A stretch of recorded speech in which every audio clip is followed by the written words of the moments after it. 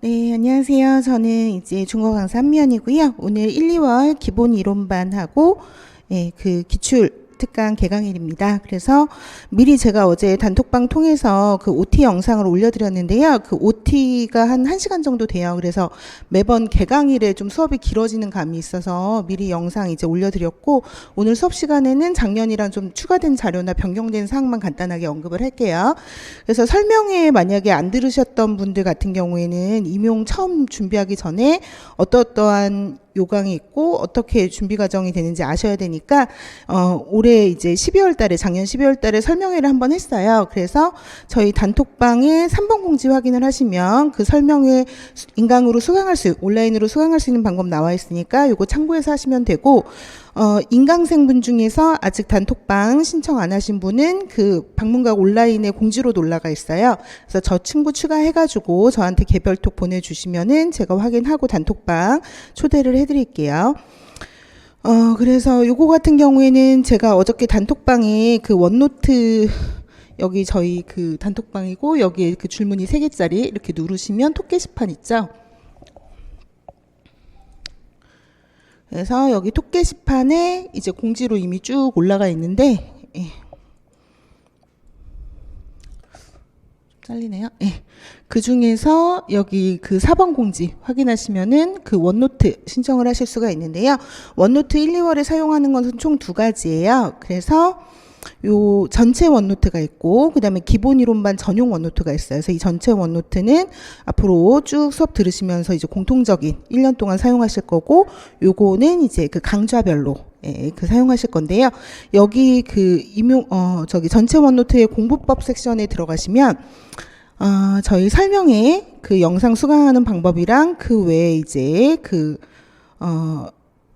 공부 방법 관련된 거라든가, 아니면은 그 작년에는 이제 시험이 없었기 때문에 그 전년도 기출 해설 강좌랑 이렇게 쭉 나와 있고요.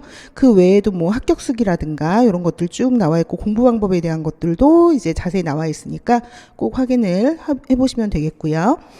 이거 마이크 지금 잘 들어가나요? 이거 끝에 계속 소리 울리는 것 같은데 괜찮아요? 네. 자, 그리고 다시 돌아와서,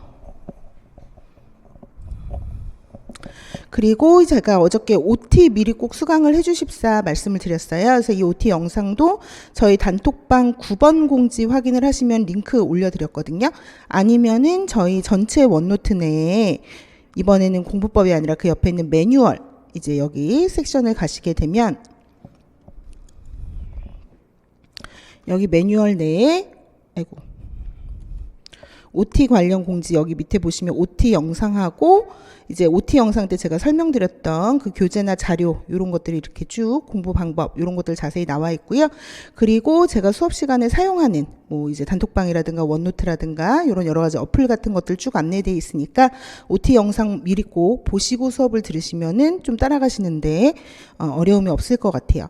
제 수업에 처음 들으시면 이제 그 자료 같은 경우에도 좀 여러 가지가 있고 이것저것 이제 그 원노트도 사용하고 해서 처음에 좀 적응하는데 시간이 걸리니까 미리 그 영상 확인을 하시고 수업을 들으시는 게 인강생 분들 같은 경우에도 훨씬 효율적일 것이라는 거 이제 말씀을 드리고요. 그 다음에 그 카톡 단톡방에 제가 그 9번 공지글에 보면 저희 강의진도 미리 올려놨어요. 그래서 이거 파일 다운 받으셔서 요거는 이제 마인드맵이라는 게 한눈에 이제 보기 좋게 요거 만들려고 하다 보면은 내용이 많으면 글자가 작아져요. 그래서 이거는 프린트를 하게 되면 거의 식별이 안 될 정도로 작아서 여러분들이 이제 그 핸드폰이나 태블릿 통해서 보시라고 일부러 PDF 파일로 올려드렸거든요. 그래서 요 내용이 요렇게 이제 되어 있는 거예요. 그래서 전체 보기가 안 되네.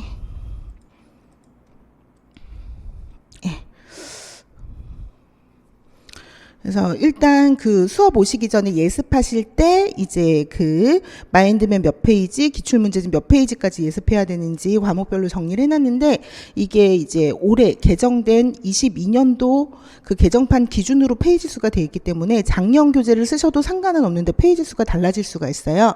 그래서 페이지 수가 차이가 있을 때는 여기 뭐 교수법 이런 식으로 이제 그 목차랑 동일하게 제목을 달아놨기 때문에 그거에 해당하는 페이지를 확인하고 미리 예습을 해가지고 오시면 됩니다.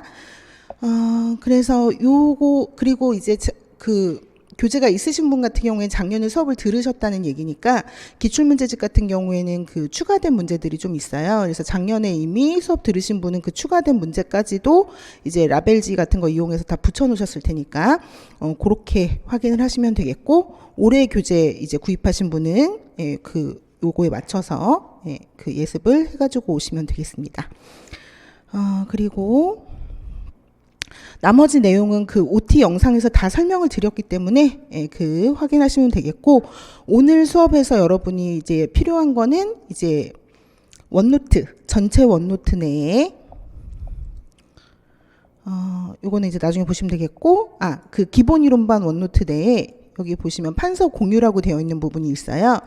그래서 제가 이제 수업 시간에 여러 가지 그 기출 포인트 분석을 하는 거나 이제 그 판서해야 되는 거나 그림 자료나 뭐 해석 자료 이런 거 같은 경우는 양이 방대하다 보니까 그거를 매주 나눠드릴 수도 없고 또 동영상 이런 것들도 들어가거든요.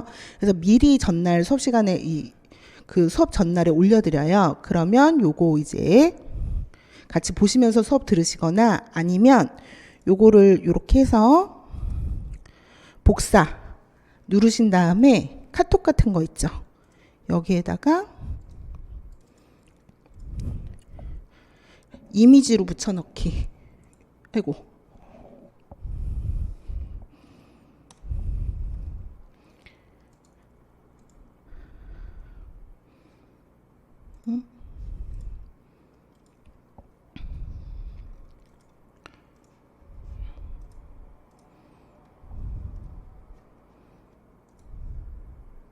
하시면 이런 식으로 이제 이미지 확인이 가능해서 이렇게 확대해 가면서 이제 보시면 되니까 미리 요거 이렇게 저장해 가지고 오시면은 같이 이제 보면서 수업을 들으시면 되겠고, 그 다음에 일단 오늘 수업 들으시면서 같이 보실 거는 요거 판서 공유 부분 정도 되겠어요. 그래서 나머지 따라오기 힘드신 분은 꼭 OT 영상 미리 확인하시고 하시면 자료 설명이라든가 이용 방법이라든가 자세히 안내되어 있으니까 그대로 보시면 되겠습니다.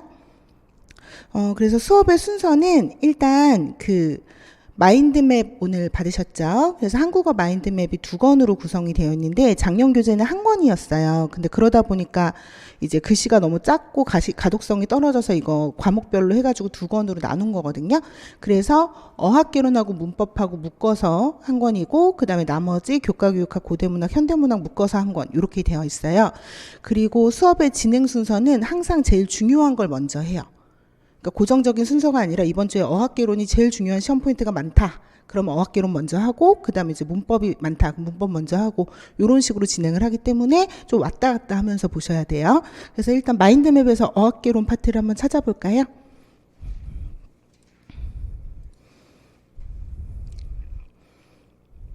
중간중간에 간지가 있기 때문에 그 어학개론 부분 이렇게 목차 넘겨서 보시면은 밑에 이렇게 페이지 수가 나와 있을 거예요.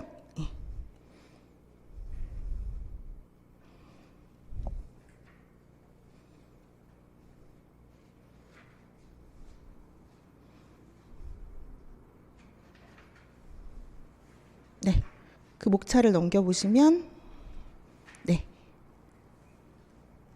본인 방향으로 봐야죠.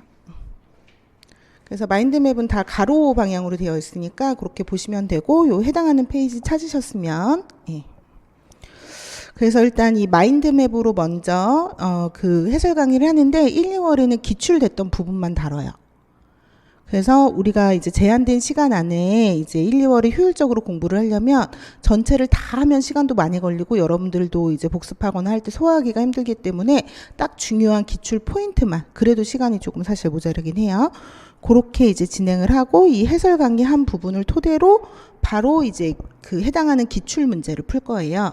그래서 제가 일단 어학개론 쭉 마인드맵 해설을 하고 난 다음에 바로 해당하는 기출문제집은 총 5권으로 되어 있는데 그 중에 어학개론을 한번 찾아보시겠어요?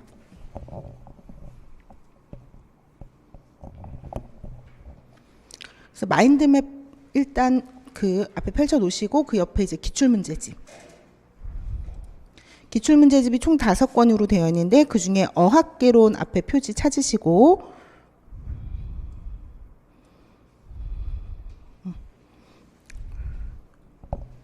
요렇게.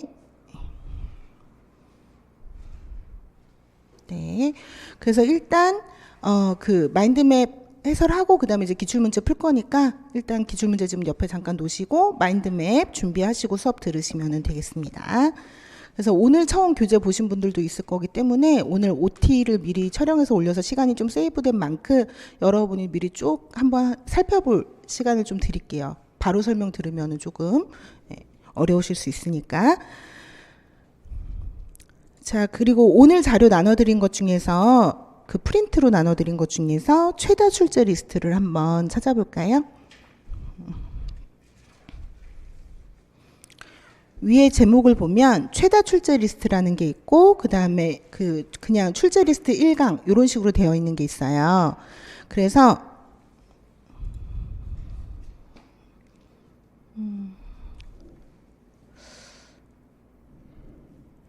1강 출제 리스트 같은 경우에는 그걸 안 해놨네.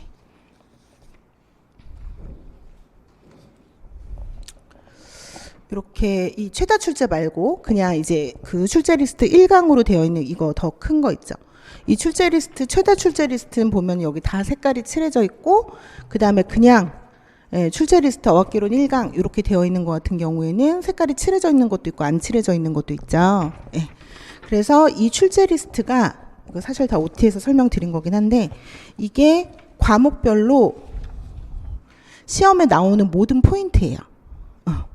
그리고 옆에 보면 이게 몇 년도에 어떤 형태로 출제되어 있는지 기출 그 연도 적어 놓은 거고요. 뭐 객 되어 있으면 객관식, 기 되어 있으면 기평, 서 되어 있으면 서술형, 논 되어 있으면 논술형. 지금은 논술이 없어졌지만 객관식도 아니고 기입하고 서술만 있지만 이제 원년도 97년부터 이제 21년도까지 문제가 다 들어가 있기 때문에 문제 유형은 총 4가지로 들어가 있다라고 생각을 하시면 돼요. 그래서 그 해당하는 거를 설명하고 바로바로 여기서 이제 그 기출 풀이를 해볼 거예요. 그래서 이 최다 출제 리스트는 그러면 뭐냐? 여기 기존 출제 리스트 중에서도 시험에 임용시험에 가장 많이 된 기출 그 주제만 뽑아놓은 거예요. 과목별로. 그래서 어학교련에서 가장 많이 출제된 거 한 10개에서 12개. 문법에서 제일 많이 출제된 파트 10개 대회 이런 식으로. 그러면 여러분들한테 이 최다 출제 리스트를 따로 드린 이유는 뭐겠어요?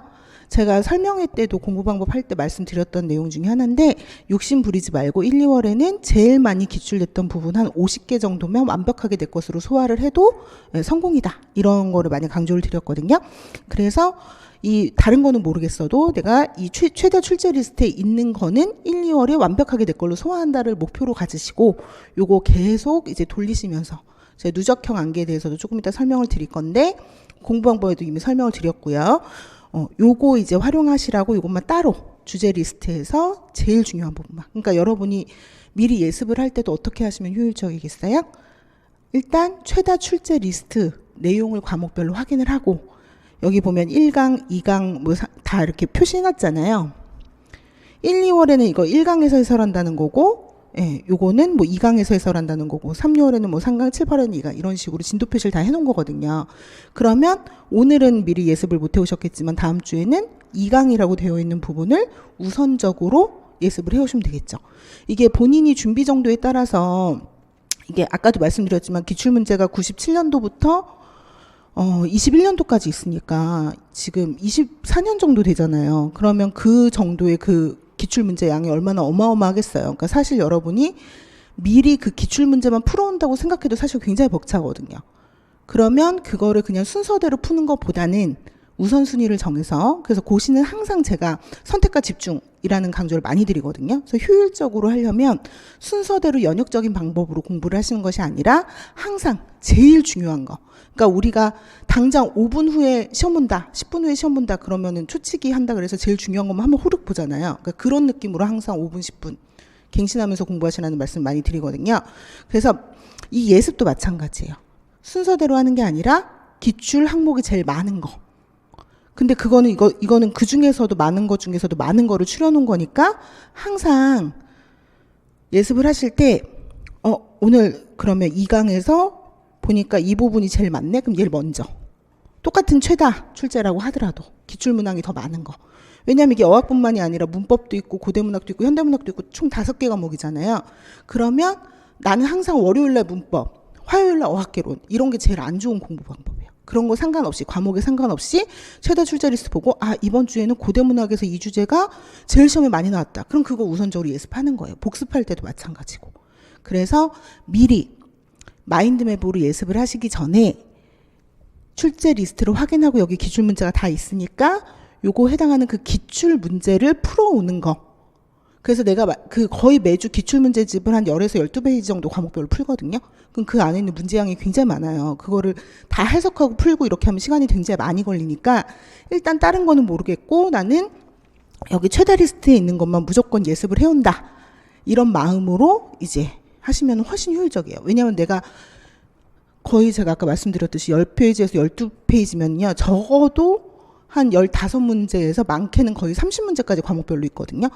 그럼 그 5개 곱하면은 거의 한 주에 150개에서 200개까지도 문제가 나가요. 그럼 내가 그거를 다 단어 찾아가면서 막 꼼꼼하게 읽고 풀고 그렇게 하느니 딱 표적을 세워가지고 그 중에서 한 30개, 40개로 확실하게 푸는 게 설명을 들었을 때도 그렇고 이제 나중에 남는 게 훨씬 많아요. 그러니까 200개를 채워놓고 다 빠져나가느니 딱 타겟팅을 하고 그거를 몇 회독을 하시는 게 훨씬 효율적이다. 왜냐하면 이거를 3, 6월에도 반복하고 7, 8월에도 반복을 할 거기 때문에. 그리고 여러분이 계속 그 기출을 변형하는 형태로 모의고사도 보고 공부도 하시고 할 거기 때문에 이 기출에 나와 있는 거는 이론 같은 경우에는 거의 이제 60, 70%는 나왔던 게 또 나오고 거기에 새로운 영역이 확장되는 시스템이기 때문에 일단 7, 8월까지 기출을 적어도 3회독을 해야 돼요. 그러니까 여러분이 지금 왜냐하면 오늘 첫 수업 들으면 되게 겁도 많이 나고 이렇게 많은 걸 어떻게 다 해라는 생각이 분명히 들 거거든요. 왜냐하면 1, 2월에 줄여서 기출만 해도 이미 그 시험의 양이 굉장히 이제 양적으로 많기 때문에 그래서 여러분이 효율적으로 공부를 하려면 내가 일단 여기 있는 거 다 해야겠다가 아니라 정말 1, 2월에는 이 최다 리스트만 완벽하게 하겠다라는 마음가짐으로 그래서 쭉 200개를 보는 게 아니라 한 50개를 내가 4번 볼 수 있게 이런 마음가짐을 가지시면 좋을 것 같아요. 그래서 이 최다 리스트를 오늘 나눠드린 거고 이제 그 강의별로 이제 총 8번에 걸쳐서 1강 출제 리스트 2강, 3강 해서 8강까지 과목별로 잘라서 나눠드릴 겁니다. 그래서 일단 어학개론에서 오늘 이제 해야 되는 그 부분 중에서 제일 중요한 거는 중국어의 그 현대 한어의 문법 특징 부분 중에서 이제 중국어는 형태 변화를 사용하지 않는다. 형태의 변화 없다. 그래서 어순과 허사가 굉장히 중요하다라고 하는 이 부분이 제일 이제 중요한 부분이다. 그래서 지금 보면 이게 무슨 얘기인지 모르겠잖아요. 그러면 요거에 해당하는 이제 기출 문제를 미리 한번 풀어보시면 어떤 식으로 문제가 나오는구나 라는 거를 알고 그 다음에 그 마인드맵에서 해당하는 부분을 찾아보고 그리고 또 이해가 안 가면 왜냐하면 마인드맵은 축약형으로 도표 형태로 되어 있기 때문에 그 내용이 이해 안 가면 그때 중국어 이론서를 펴서 그 해당하는 부분을 원서로 한번 읽고 이해하고 그러니까 무슨 얘기인지 아시겠죠? 그러니까 예습을 가장 큰 덩어리에서 버리고 이렇게 축약하는 방식이 아니라 가장 정말 중요한 내용 살을 붙여가는 방식으로 거꾸로. 그래서 이렇게 하시면 되겠다. 그래서 오늘 다른 거 지금 아직 설명을 듣기 전이기 때문에 이게 무슨 내용인지 잘 모르겠잖아요. 근데 중국어는 형태 변화가 없는 언어다. 어순이 중요하다. 허사가 중요하다. 일단 요거 기억하고 수업을 듣는 거예요. 그럼 나머지는 내가 다 흘려 듣더라도 이 부분만큼은 오늘 완벽하게 소화하겠다. 이런 마음가짐으로. 자, 그럼 이제 마인드맵을 보겠습니다. 그래서 마인드맵도 여기 보시면 기출 이렇게 해서 표시가 돼 있잖아요. 그러면 보통 이렇게 하늘색으로 표시가 된 것 같은 경우에는 그 서술형이라는 의미이고요. 핑크색으로 표시가 되어 있는 거는 기입형 혹은 객관식으로 나왔다라는 의미이고 오늘 거 여기 오늘 진도에는 없지만 녹색으로 또 연두색으로 표시가 되는 부분이 있는데 그거는 이제 논술형으로 나왔다라는 얘기예요. 자, 그러면 일단 여러분이 보실 때에도 우선 기출이 표시된 부분을 우선적으로 보시는 게 효과적일 거고 이 기출 문항의 개수가 많은 거를 우선적으로 보시는 그러니까 이 순서에 집착하시지 말란 얘기예요. 만약에 1페이지부터 오늘 잠시만요. 4페이지까지 쭉 나간다 그러면 대부분은 공부하시는 패턴이 1페이지부터 차례대로 봐요. 근데 그렇게 하면 안 돼요. 임용은 물리적인 그 봐야 되는 그 공부의 양이 시간에 비해서 현저하게 많기 때문에 그 순서를 집착을 하시다가는 항상 우리가 앞부분만 하다 끝나는 경우 굉장히 많아요. 그래서 순서에 대한 그런 것들을 파괴하고 무조건 딱 보면 바로 직관적으로 보이잖아요. 뭐가 제일 많이 기출이 됐는지. 그럼 그거 먼저 하는 거예요. 그러면 선생님 그러면 이게 순서 지식이 앞에 걸 이해해야 뒤에 게 연결되지 않나요? 특히 뭐 문학 같은 경우에는 흐름도 있고 그러니까. 근데 그런 거는 나중에 퍼즐처럼 짜맞춰져요. 그러니까 일단은 지금은 단편적일지라도 그 하나의 시험 포인트를 명확하게 이해하고 이게 어떻게 기출로 되었었고 앞으로 어떤 식으로 변형돼서 나올 수 있는지 알면 이렇게 몇 회도 반복하잖아요. 그럼 나중에 쭉 하나로 맞춰지면서 이게 이렇게 연결되고 그 흐름을 알 수 있게 돼요. 그러니까 그리고 지금 여러분들마다 상황이 다 다를 거예요. 어떤 분은 이제 일하고 뭐 병행하실 수도 있고 아니면 이것만 이제 전념을 하실 수도 있고 어떤 분은 하루에 뭐 10시간 공부할 수도 있지만 뭐 한두 시간밖에 시간을 못 내시는 분도 있을 거고 그렇기 때문에 그 시간이 부족하신 분일수록 더 이런 식으로 목적성을 가지고 우선순위를 둬서 공부를 하시는 것이 중요하다.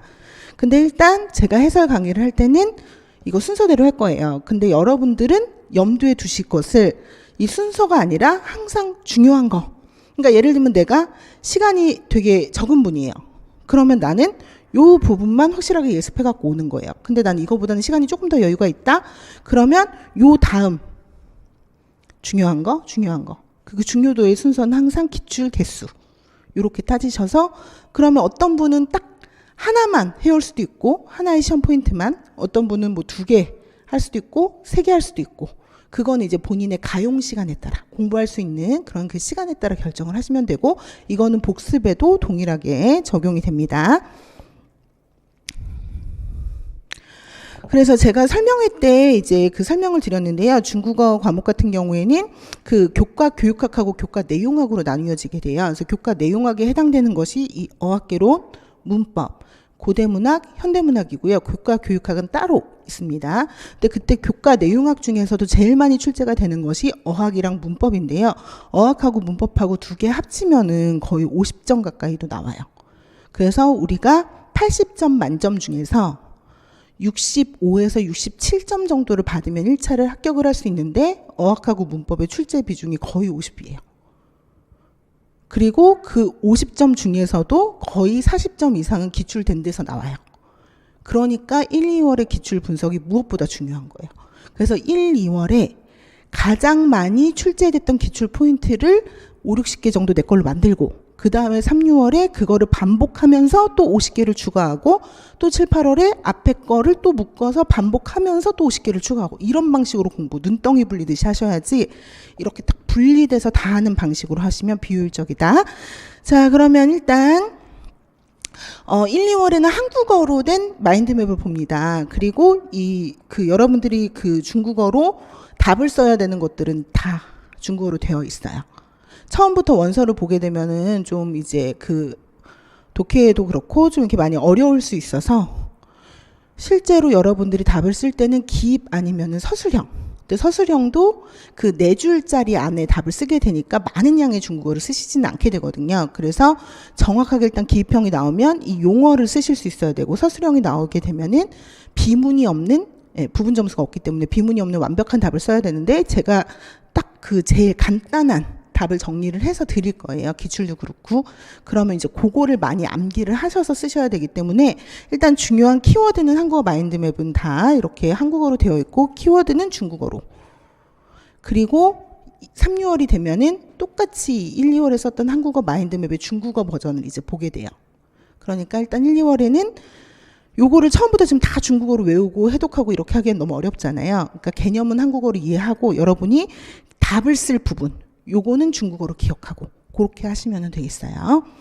자, 그래서 교과 내용학 중에서도 어학개론하고 문법이 제일 중요하다고 말씀을 드렸는데 이번 주에는 어학개론이 그 범위에 비해서 시험에 가장 많이 출제가 됐어요.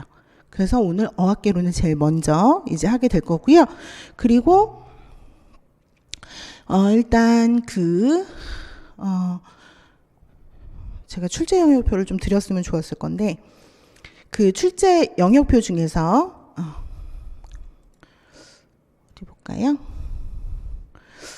요거 아까 제가 진도 나와 있다라는 부분이 있잖아요. 그래서 이 통론의 제일 중요한, 그러니까 어학개론 같은 경우에는 통론, 음성, 문자, 어휘 이렇게 총 4개 파트 중에서 통론에 해당하는 것이 마인드맵을 쭉 보시면 일단 보통화와 방언이 여기가 포함이 돼요. 그래서 이 보통화는 중국어의 표준어를 지칭하는 명칭이죠. 그래서 이 표준어에 관련된 개념, 명칭 이런 것들 쭉 보고, 그리고 방언, 그래서 보통화랑 방언 비교하고 방언의 특징 같은 거 파악하고 방언의 그 7대 방언 이런 거 이제 그 지역이라든가 대표 방언 이런 것들 암기하고, 그리고 또 하나의 파트가 현대 한어, 현대 중국어의 특징을 다시 음성 특징, 뭐 영어나 한국어랑 비교해 봤을 때 현대 중국어에는 어떤 독창적인 독특한 특징이 있는가를 음성 부분, 예를 들면 중국어는 성조가 있다던가 그런 거, 그 다음에 이제 그 어휘 특징, 그리고 문법 특징 이렇게 나눠서 살펴볼 건데, 이게 오늘 제일 중요한 그 2개의 시험 포인트가 되겠습니다. 그래서 통론 부분에서 기억해야 되는 그 출제용의 포인트가 보통화와 방언 그리고 현대 중국어의 특징이에요.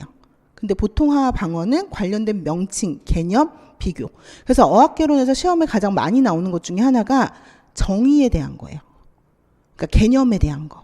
그래서 보통화란 무엇이고, 베이징화라는 건 무엇이고, 한위라는 건 무엇이고, 그거를 명확하게 구별을 하거나 비교를 하는 형태의 문제가 제일 많이 나와서, 일단 어학개론 같은 경우에는 정의와 예제가 굉장히 중요하다라는 거. 자, 그러면 일단 오늘 내용을 이제 차근차근 보도록 하겠습니다. 자, 그래서 중국 어학, 그러니까 중국어 라고 하는 것을 연구하는 학문을 중국어 학이라고 얘기를 하는데요. 중국어 학의 연구 범위, 우리도 이제 국어를 연구하는 학문이 있듯이 중국어를 연구를 할 때 어떻게 하느냐. 일단 한자의 3요소를 기억을 하시면 좋은데,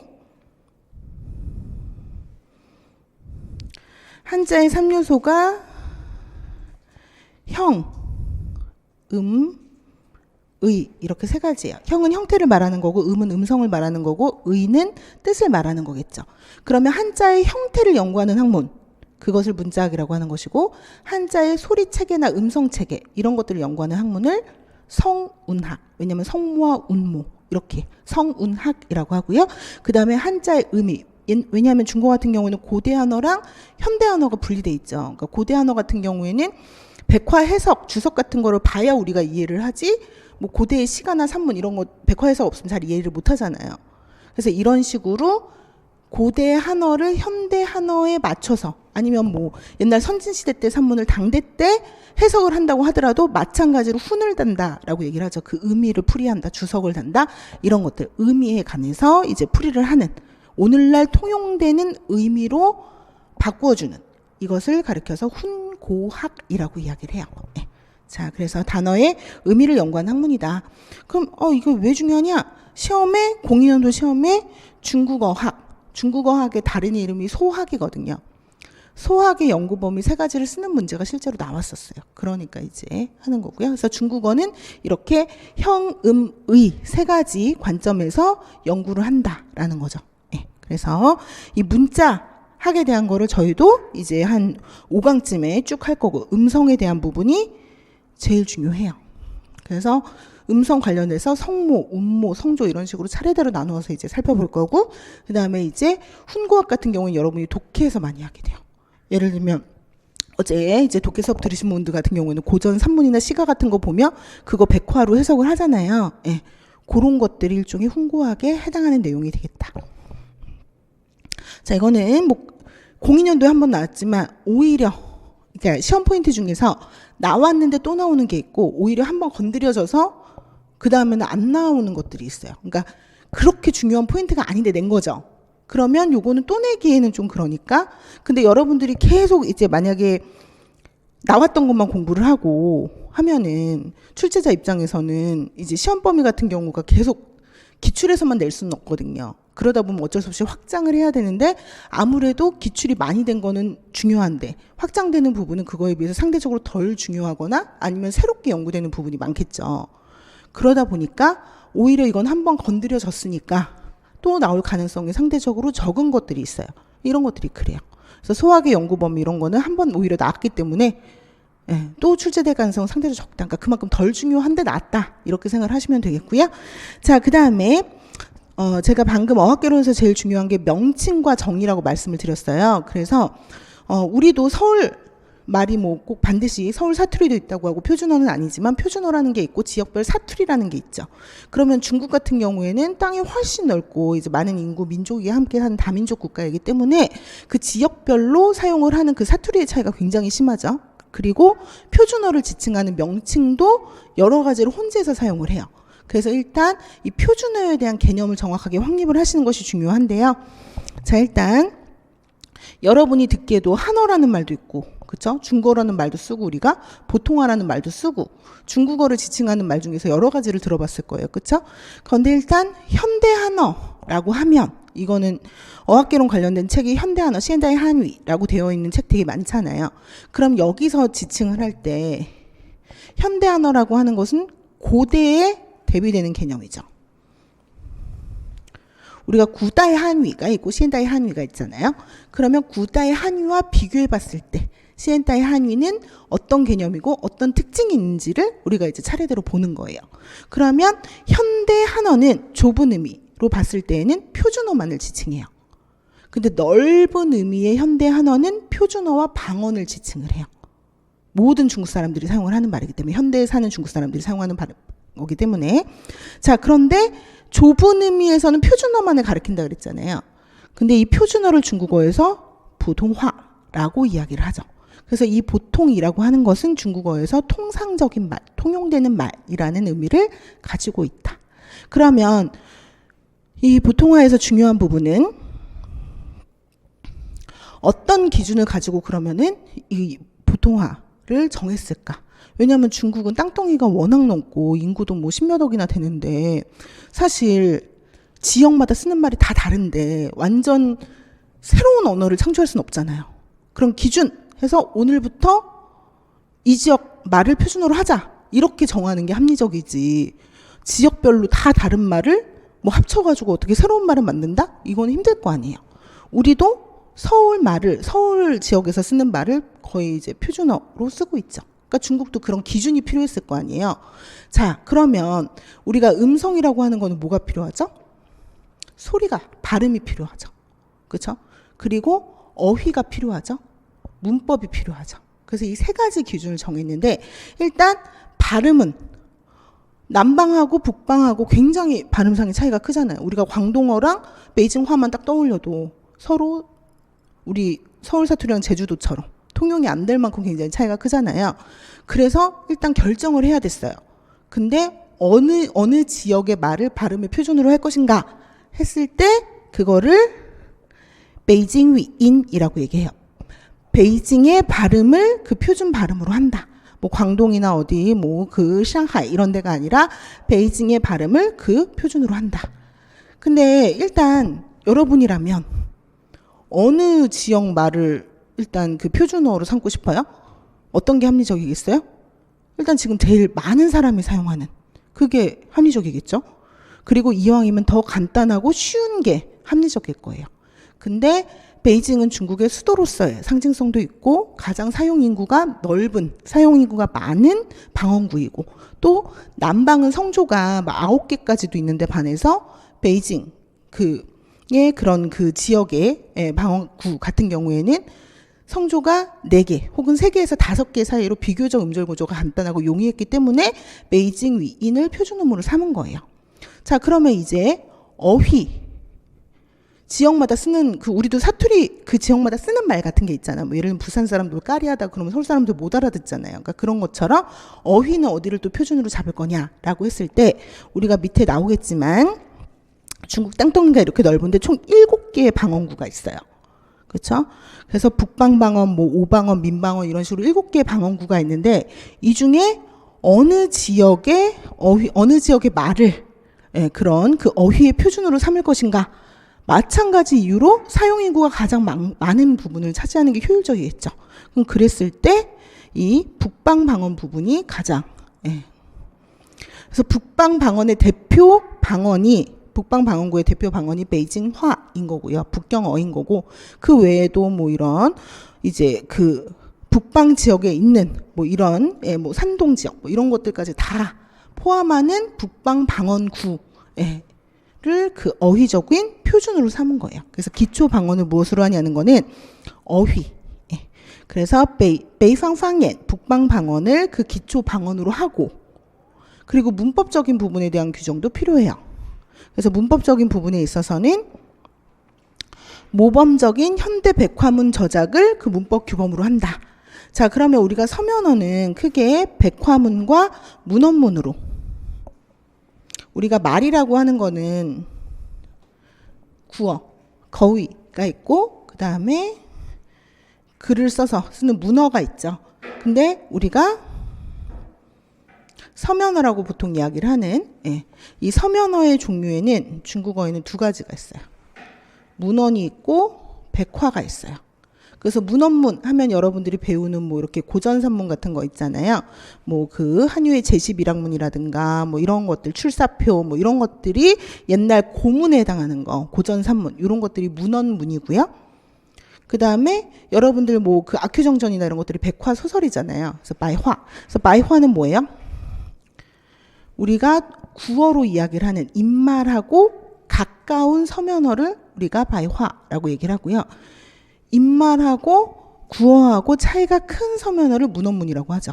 그래서 중국이 신해혁명 이후에 이런 그 문언 일치, 구어와 문어의 일치, 백화운동 같은 것들이 일어나면서 문언문을 더 이상 쓰지 않고 백화로 전환되게 된 거죠. 우리도 옛날에 조선시대 때 세종대왕 덕분에 이제 그 한자를 더 이상 쓰지 않고 이제 한글을 쓰게 되는 것처럼 이렇게 여기는 이제 문언문에서 백화로 좀 더 입말이 통용되는 가까운 쪽에 이제 서면어로 바뀌게 되었다라는 거죠. 자, 그래서 문언문을 문법 규정으로 하는 것이 아니라 이 백화를 문법 규정으로 해요. 근데 방금 이 백화를 언제부터 쓰게 됐다 그랬어요? 제가 신해혁명 이후에 백화운동이 일어나면서. 근데 그 전에 삼국지, 수호지 이런 것들 같은 경우에도 백화소설이라고 하거든요. 그럼 최초의 백화소설은 명대 때, 명나라 때 발생을 했어요. 그럼 그냥 백화라고만 하면은 이게 명청대 때 백화인지 현대의 백화인지 구별이 안 되잖아요. 그러니까 그 앞에 현대의 백화문이라고 하는 걸 하나 더 붙인 거죠. 근데 우리가 문학이라고 하는 것은 아무래도 모두 문법적인 거에 딱 맞춰서 쓰는 게 아니라 여러 가지 은유적인 표현도 있고 오히려 좀 이런 비문이라든가 이런 것들을 문학적인 효과를 위해서 일부러 쓰기도 하잖아요. 그러니까 이 앞에 전제 조건 하나 더 붙인 게 모범적인. 그러니까 비문이 아닌 문법적인 규범에 맞는 모범적인 현대의 백화문 작품, 저작을 그 문법적인 기준으로 삼는다. 이 세 가지 음성과 어휘와 이 문법 규범, 이 세 가지에 근거해서 보통화를 삼은 거예요.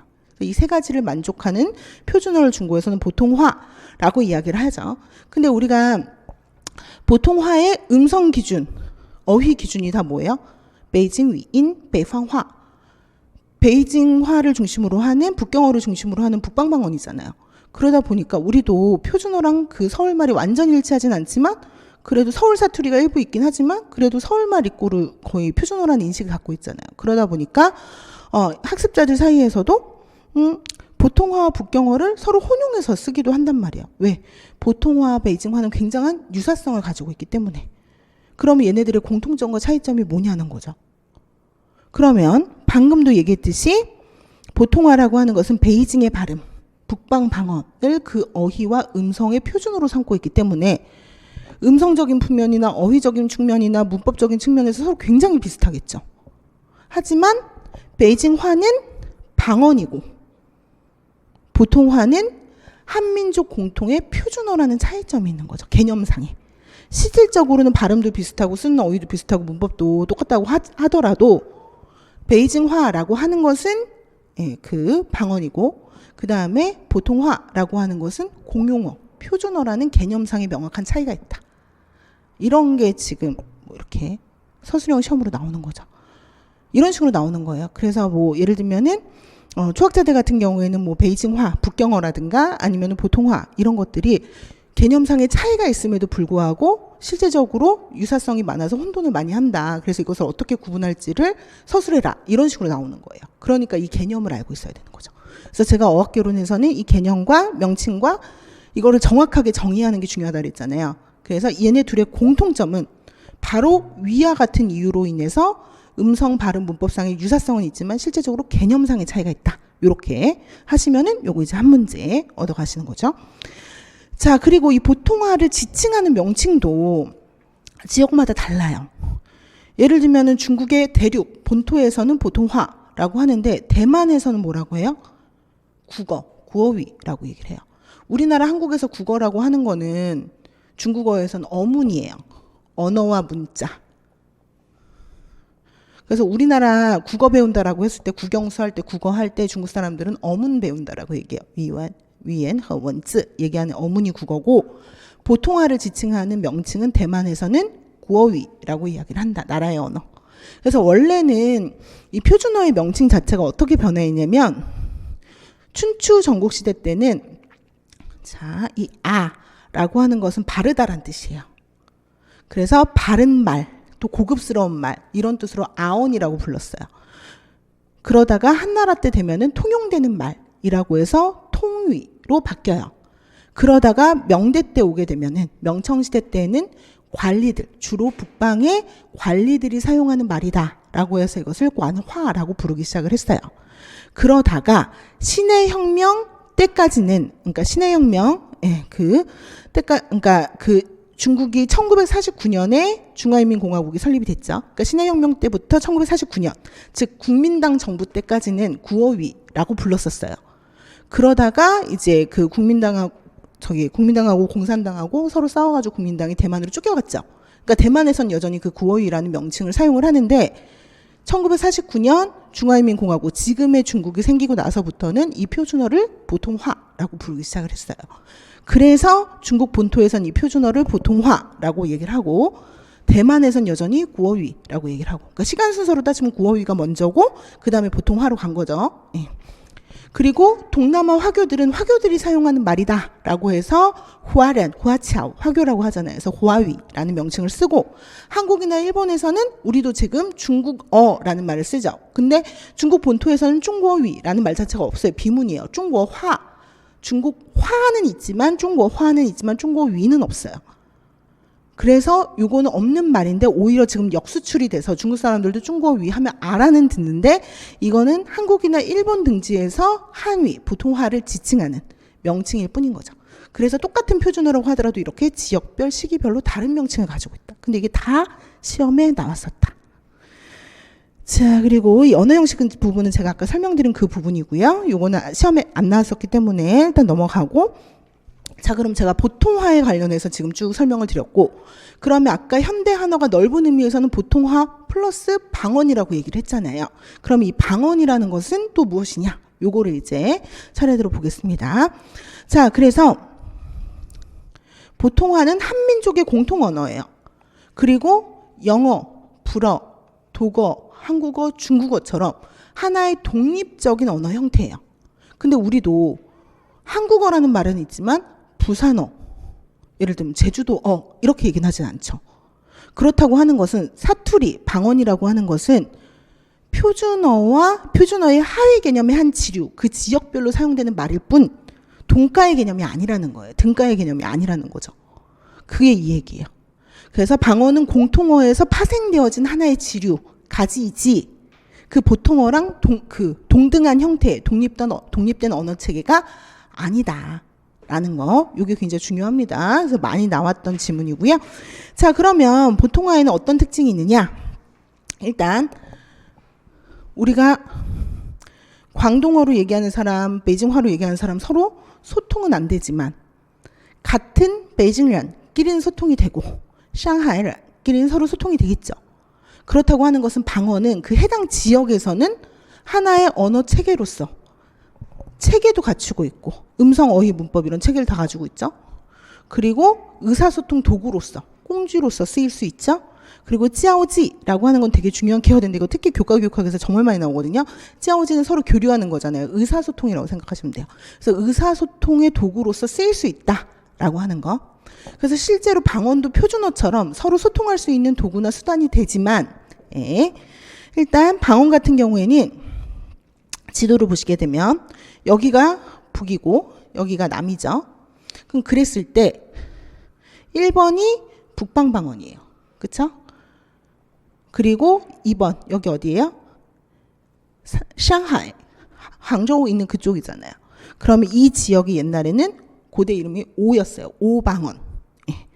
자, 그래서 이 1번 베이펑팡예는 베이징화가 그 대표 방언, 이 북방 방언구에서, 그리고 오방언에서 대표 지역, 대표 방언은 수조화, 상하이화 이렇게 돼요.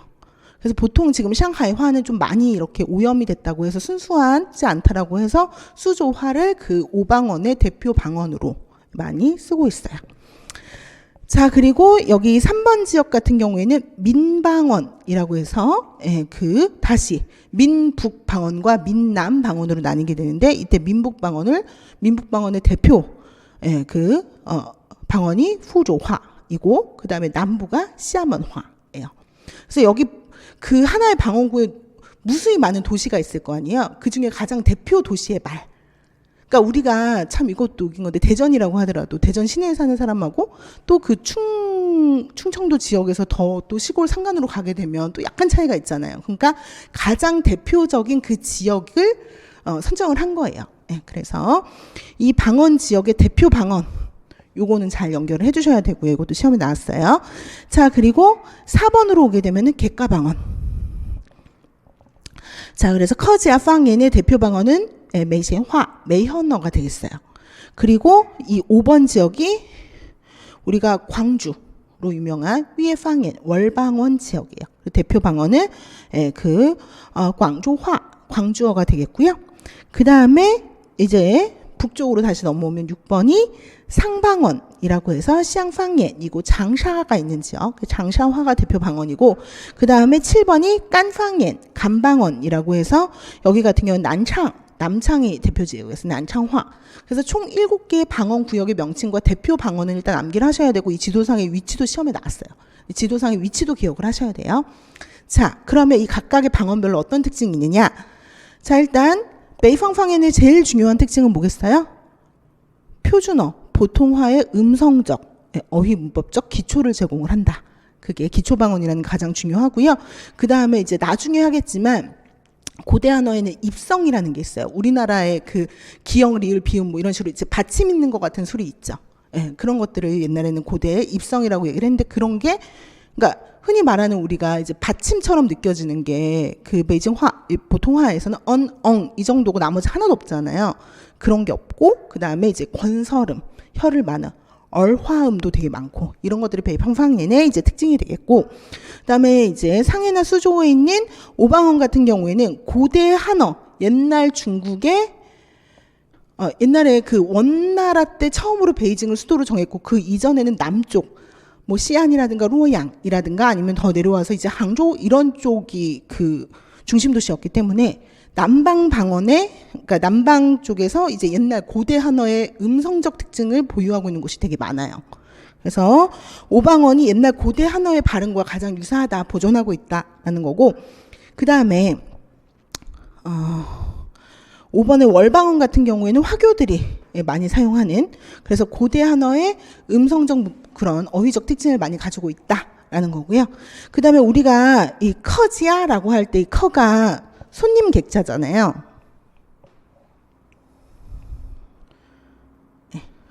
그래서 우리가 뭐 축객령 이런 거 할 때 객 하면 그 객을 쫓아낸다. 그럼 옛날에 뭐를 객이라고 했느냐? 원래 지역에서 살던 원주민이 아니라 쫓겨내려져 온 이주민. 그러니까 옛날에 춘추전국 시대 때 같은 경우는 전쟁 나게 되면은, 나라 망하게 되면 다른 나라로 넘어와서 뭐 관리도 하고 벼슬도 하고 아니면 이주하고 이렇게 하잖아요. 그런 사람들을 객이라고 불렀는데, 원래 이 객이 북방에 살고 있었다가 이제 그 남하를 하게 돼요. 그러면서 이 객가 지역에 자리를 잡게 된 거죠, 이 지역에. 그래서 이 북방에서 온 이주민들의 지역이란 뜻으로 커지아 방옌이 된 거고, 그러니까 얘는 어떤 특징이 있겠어요? 남쪽에 있지만 남방 발음, 남쪽에 사는 북쪽 사람이라고 생각을 하면 되는 거죠. 그러면 음성적인 특징이라든가 이런 것들이 어디에 더 가깝겠어요? 북방에 훨씬 더 가깝겠죠. 그러면 여러분들이 출제자라고 하더라도 뭔가 좀 그 순리적이고 이런 것보다는 좀 뭔가 특이하고 예외적이고 이런 것들을 시험에 내고 싶잖아요. 그러면 원래 우리가 논리적으로 한번 생각을 해볼게요. 베이징화가 표준어에 제일 가깝겠죠. 우리가 여기 있는 지역들로만 좀 생각을 해보면 그럼 보통화와 제일 그 유사성이 높은 지역이 어디겠어요? 북방방언이겠죠. 그 다음부터는 이 북방방언과 인접한 지역이 유사성이 높겠죠. 그렇죠? 그리고 그 다음부터는 이제 남쪽인데 남쪽도 이 북방에서 멀어지면 멀어질수록 더 차이가 크겠죠. 그래서 우리가 그 지역 간의 그 방언 간의 차이를 보게 되면 북방방언 그리고 그 다음에 이제 감상 얘네들이 어디예요? 감상 그쵸? 그리고 순서대로 오방언, 민방언, 월방언 순서예요. 근데 여기서 눈에 띄는 게 뭐예요? 객가방언은 아까 4번이었죠. 객가방언은 오방언이나 민방언보다 더 남쪽에 위치를 했음에도 불구하고 표준어와 오방언, 민방언보다 더 가깝대요. 이런 차이가 왜 기인했다고요? 이 객가 지역에 사는 사람들이 원래 북방 사람이었기 때문에 그들이 쓰는 말은 북방 방언에 더 가깝다. 그러니까 이런 것들이 좀 특이하죠. 그러니까 시험에 나온다. 자, 그 다음에 우리가 언어의 사요소를 뭐라고 이야기를 하냐면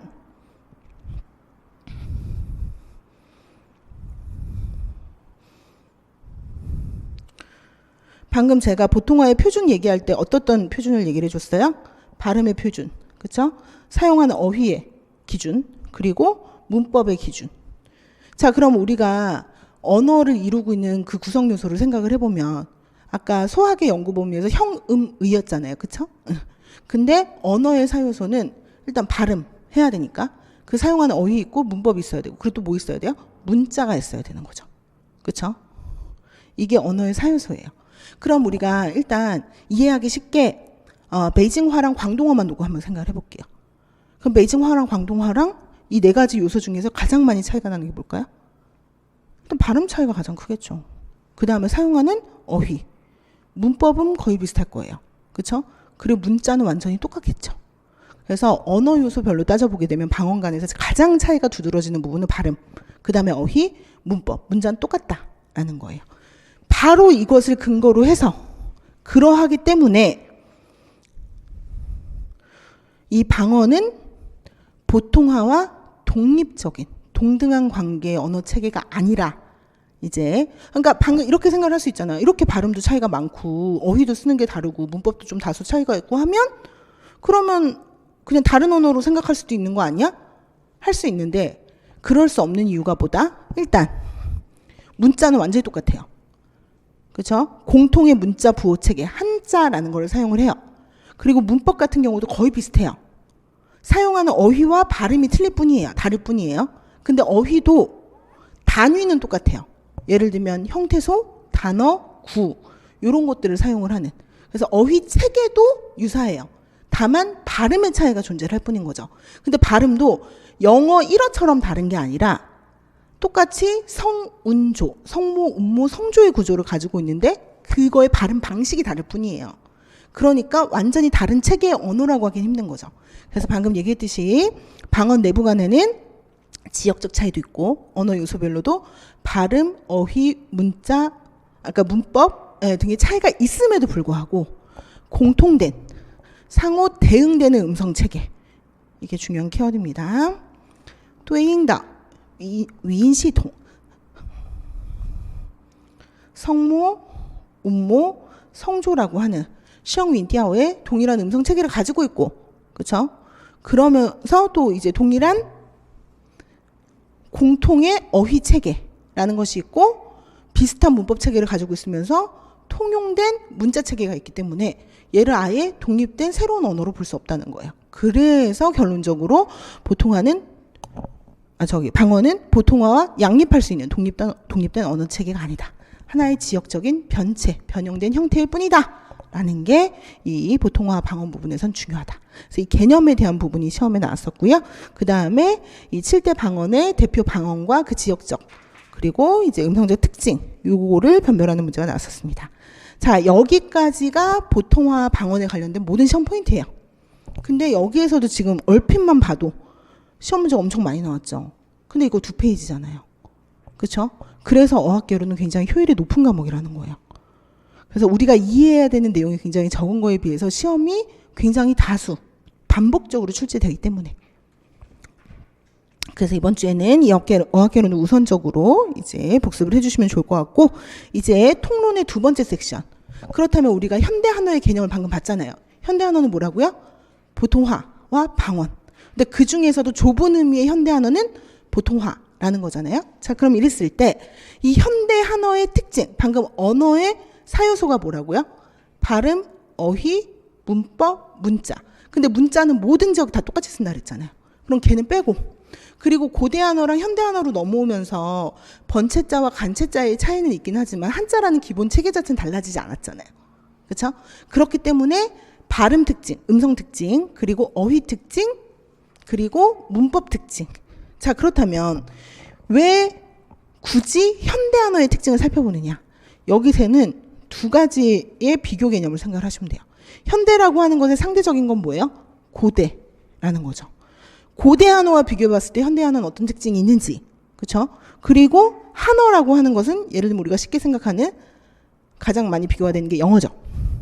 영어나 아니면 우리 한국어, 일본어처럼 다른 언어 체계와 비교해 봤을 때 중국어의 한어의 고유의 특징은 무엇이냐를 언어 요소별로 발음, 어휘, 문법 차례대로 볼 텐데, 자, 그 중에서 시험에 나온 부분만.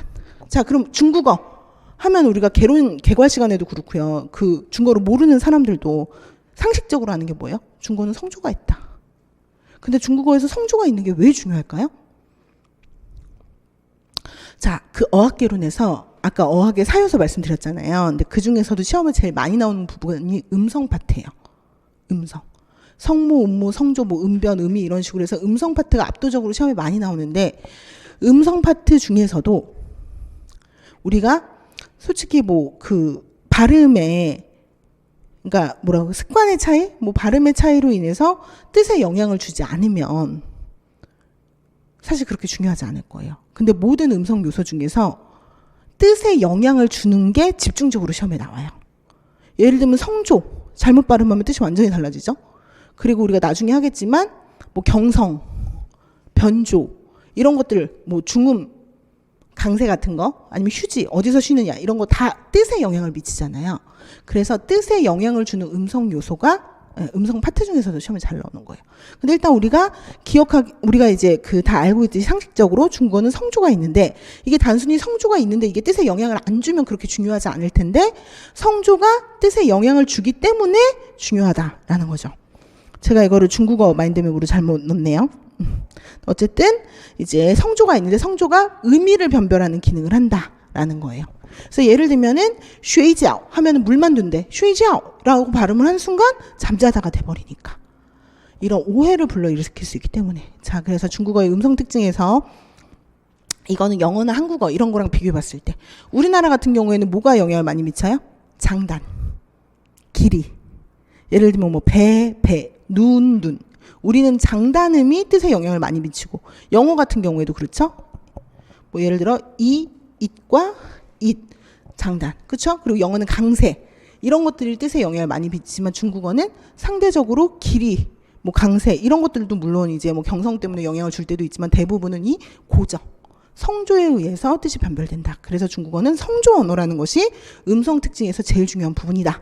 일단 오늘 요거 하나 기억을 하시면 되겠고, 제가 그 어학개론에서 정의와 개념이 중요하다고 말씀을 드렸고, 그 다음에 또 하나는 예제가 굉장히 중요해요. 예를 들면 중국어는 성조가 있는 언어라서 그 성조가 뜻을 변별하기 때문에 중요하다라고 했을 때 쉐이지ao, 그 다음에 칸슈, 요런 예제를 보고 우리가 이제 분석을 해서 이 답을 쓰게 되거든요.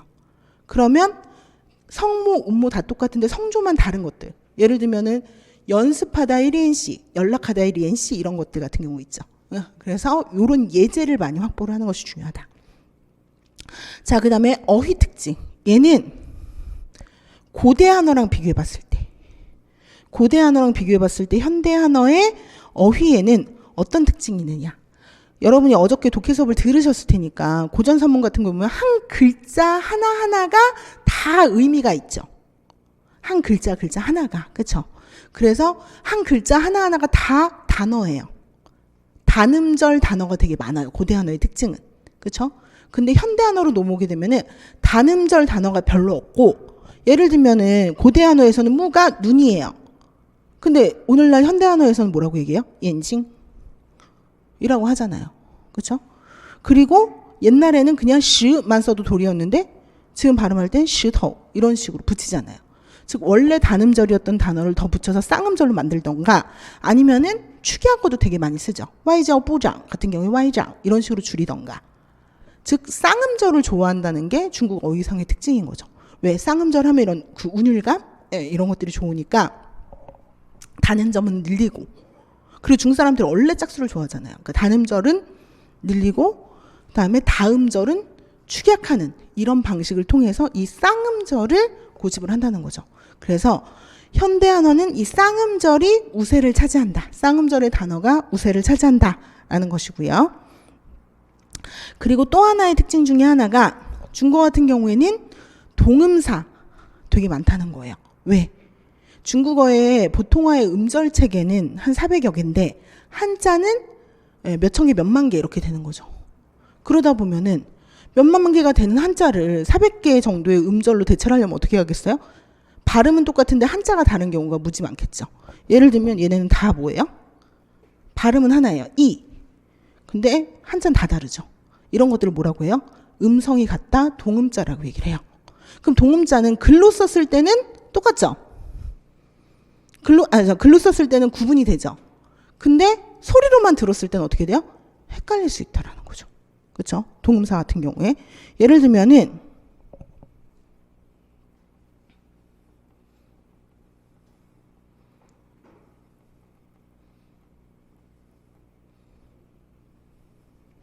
우리가 치중考试라고 했을 때 밑에 건 중간고사, 위에 건 기말고사죠. 발음 똑같죠? 그럼 들었을 때는 문맥상으로도 기말고사인지 중간고사인지 구분이 힘들겠죠. 그럼 서로 의사소통상에 오해가 발생할 수 있겠죠. 근데 이런 것들은 문자의 형태는 다른 이형 동음이라면, 예를 들면 셩치 이런 것들 같은 경우에는 어떨 때는 생기가 있다라는 뜻이고 어떨 때는 화내다라는 뜻이잖아요. 얘네들 같은 경우에는 글자까지 똑같은 동형 동음이거든요. 그래서 어쨌든 중국어는 이런 동음 음절이 많기 때문에 구어상에서 서로 소통을 할 때 오해를 불러일으킬 소지가 많다. 이게 이제 어휘상에 있어서 중요한 두 번째 특징이다. 자, 근데 현대 한어에서 제일 중요한 건 문법 특징이다. 문법 특징. 자, 그럼 이 현대 한어랑 쉽게 영어를 좀 비교를 해볼게요.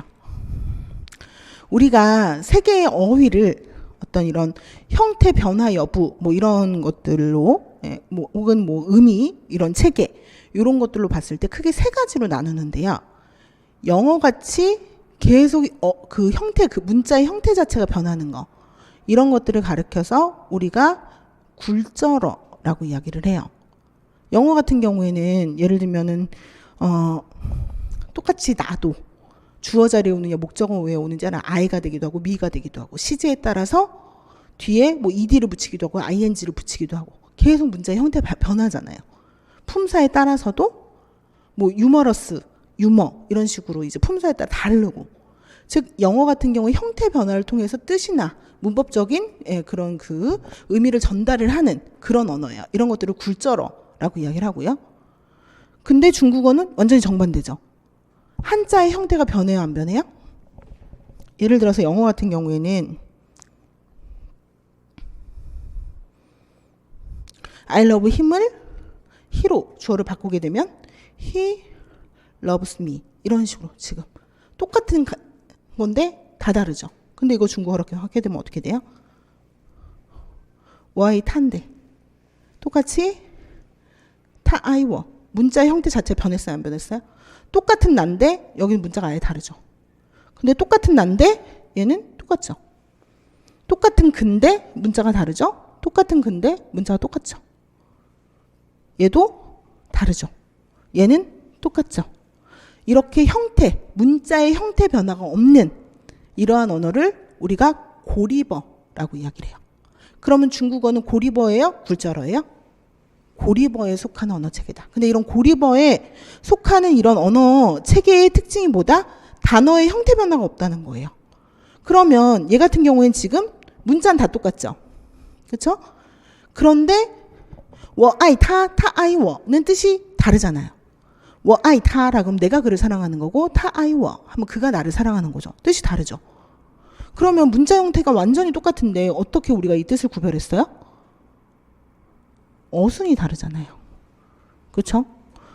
똑같이 구성 요소가 똑같은데 我爱他,他爱我 즉 문자의 형태 변화 없이 어순을 활용해서 의미를 전달해요.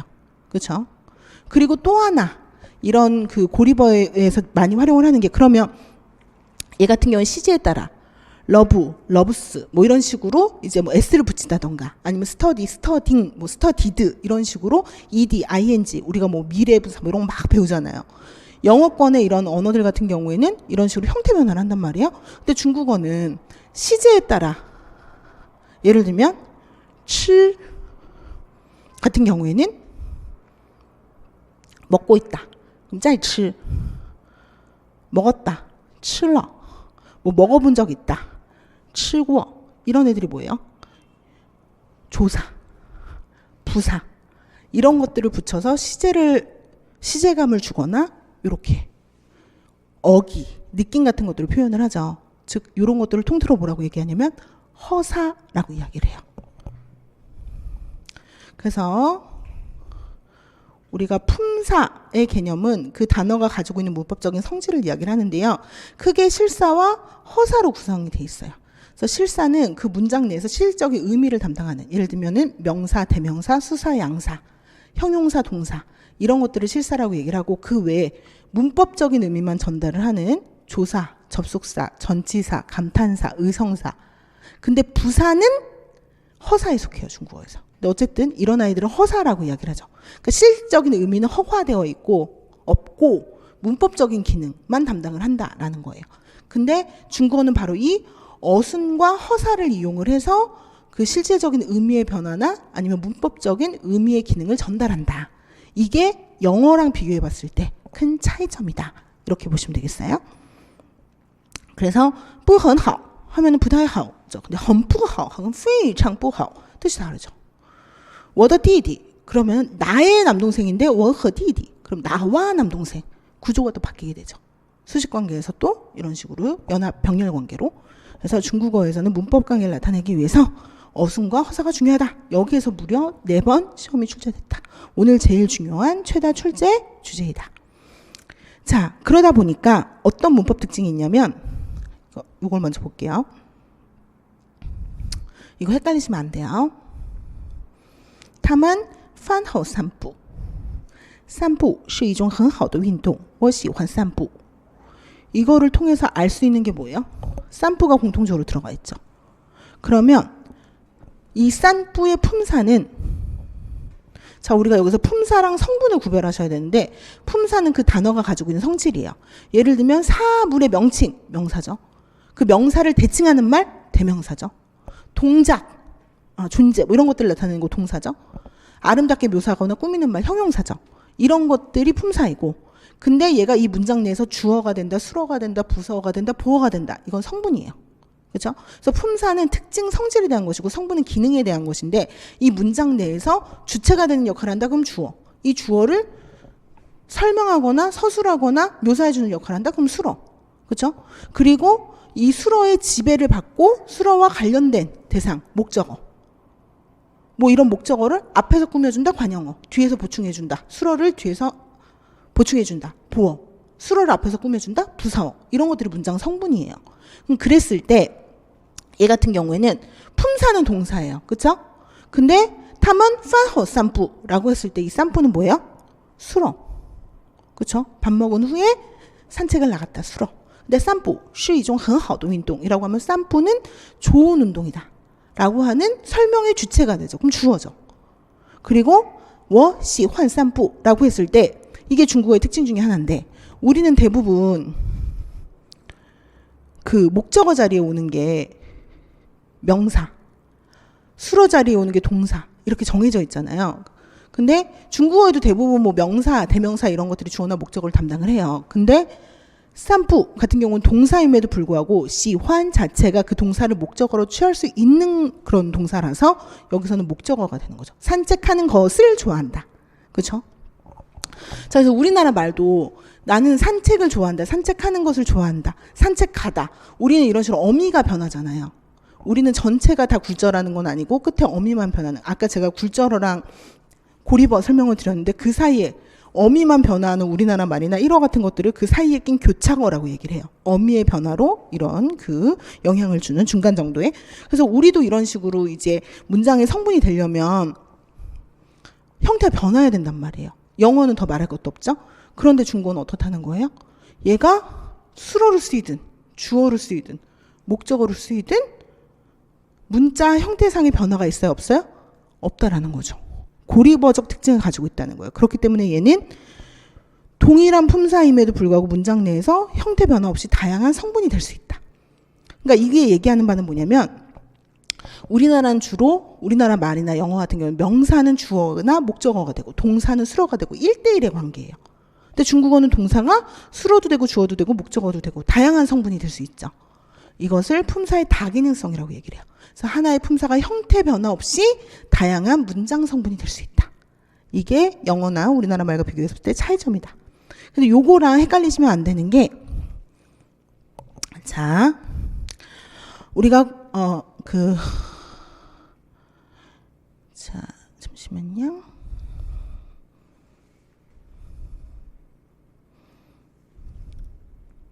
자, 꽝저 방스라고 할 때 꽝 뒤에 저 붙었어요. 그러면 이때 꽝은 사전을 찾아보면 품사가 되게 많아요. 동사로 쓰일 때는 드러내다라는 뜻이에요. 어깨를 드러내다. 이렇게 되죠. 그리고 문장 성분사으로는 뒤에 어깨를 드러내다 목적어를 가지고 왔고 뒤에 꽝저 동태조사도 가져왔기 때문에 얘는 동사예요. 수로예요. 그렇죠? 자, 그리고 꽝 동주의 부동쇼라고 할 때 이때 꽝은 오직 겨우라는 거예요. 입만 막 나불나불 거리고 손은 몸은 움직이지 않다라는 뜻이에요. 그럼 이때는 오직 겨우라는 부사, 문장 성분상으로는 부사어예요. 부사는 부사어밖에 될 수 없어요. 그래서 부사어는 수로를 꾸며주는 말이죠.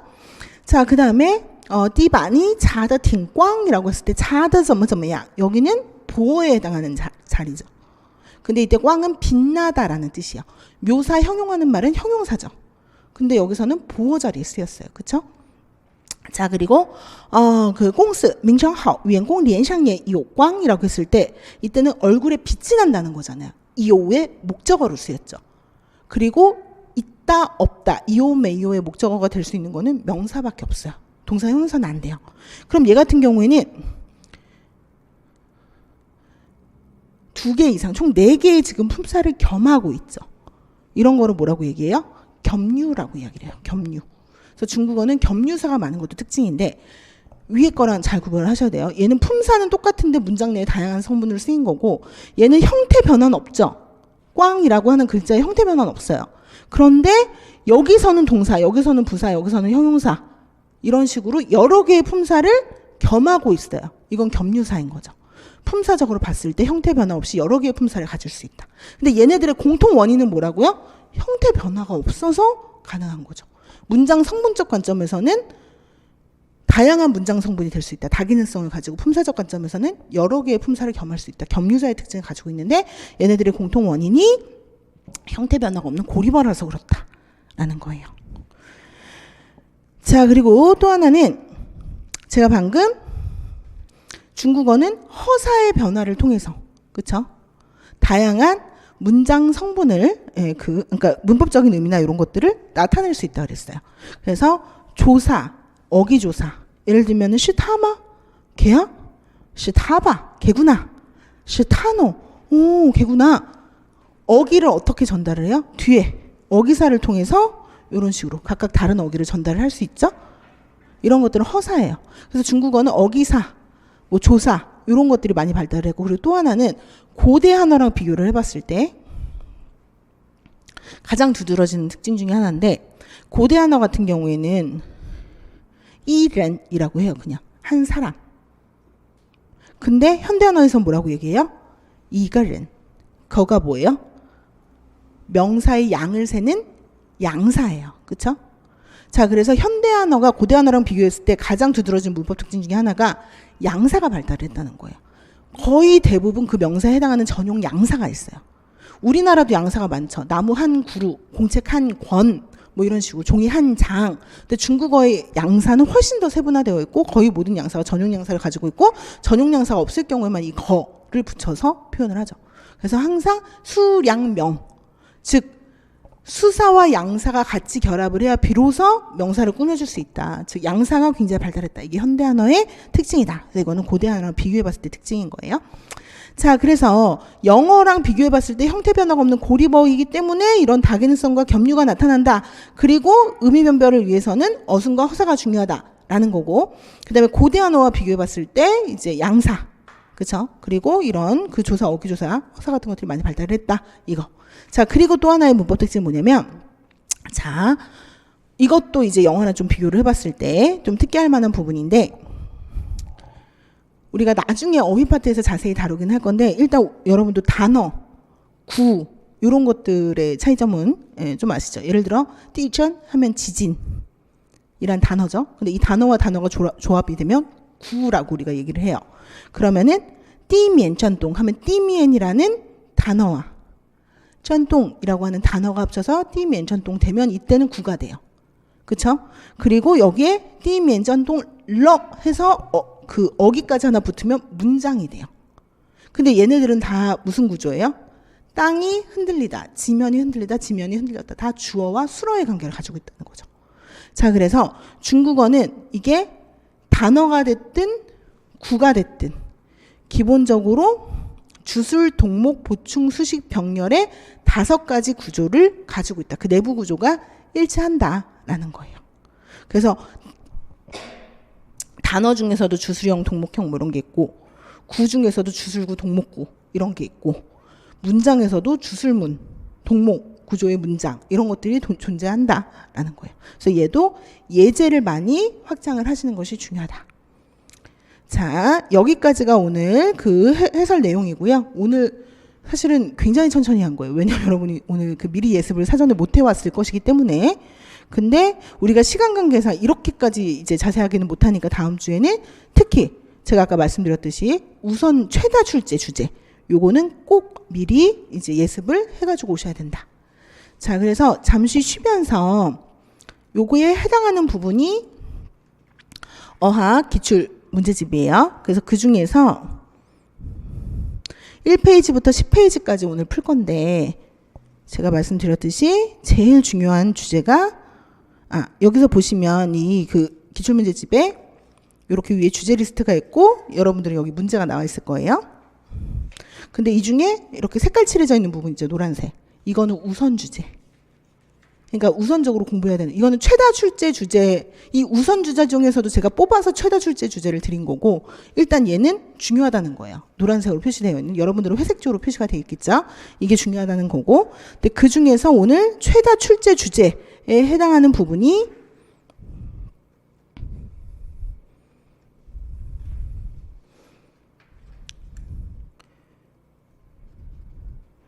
기출문제집 7페이지에 해당하는 이 부분이죠. 얘는 최다 기출 부분이에요. 그렇죠? 그래서 여러분들 페이지로는 7페이지에 해당을 하고요. 요거를 지금 제가 한 10분 정도 시간을 드릴 테니까 좀 쉬시면서 이 7페이지는 꼭 한번 미리 풀어보세요. 그리고 원래는 오전에 이론 해설이고 오후에 기출 특강인데 좀 효율적으로 하기 위해서 어학 마인드맵 하면 바로 어학 기출 풀고 문법 하면 바로 문법 기출 풀고 이런 식으로 할 거거든요. 근데 오늘 지금 시간 관계상 10페이지를 여러분이 다 풀 시간은 없으니까 일단 이 7페이지 먼저 한번 풀어보시고 10분 후에 바로 기출 풀이 진행하도록 하겠습니다. 그리고 기출 답안은 오늘 미리 나눠드렸어요. 그래서 일단 한번 풀어보시고 답안 맞춰보시고 계세요. 잠시 쉴게요.